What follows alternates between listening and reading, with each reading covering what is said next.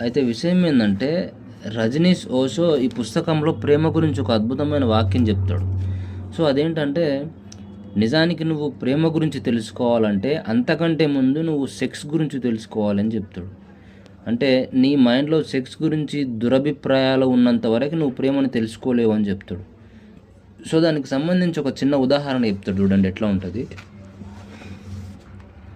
ఒకడు ఎరువును కొనుక్కొచ్చి తన ఇంటి గుమ్మం ముందు ఉన్న వీధిలో కుప్పలా పోశాడు. ఒకడు ఎరువును కొనుక్కొచ్చి తన ఇంటి గుమ్మం ముందున్న వీధిలో కుప్పలా పోశాడు. దాని దుర్గంధం ఆ దారిన వెళ్ళే వారికి చాలా ఇబ్బందిని కలిగించేది. మరొకడు అదే ఎరువును తన తోటలో చల్లి విత్తనాలు నాటాడు.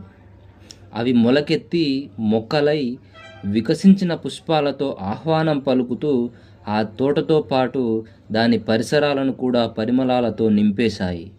ఆ దారిన వెళ్ళేవారు ఆ సుగంధాలను ఆస్వాదించి ముగ్ధులయ్యేవారు. ఎరువులోని దుర్గంధమే పువ్వులోని పరిమళంగా మారిందని బహుశా మీరెప్పుడూ ఆలోచించి ఉండరు. సో ఈ పాయింట్ ఒకసారి మళ్ళీ వినండి. ఎరువులోని దుర్గంధమే పువ్వులోని పరిమళంగా మారిందని బహుశా మీరెప్పుడూ ఆలోచించి ఉండరు.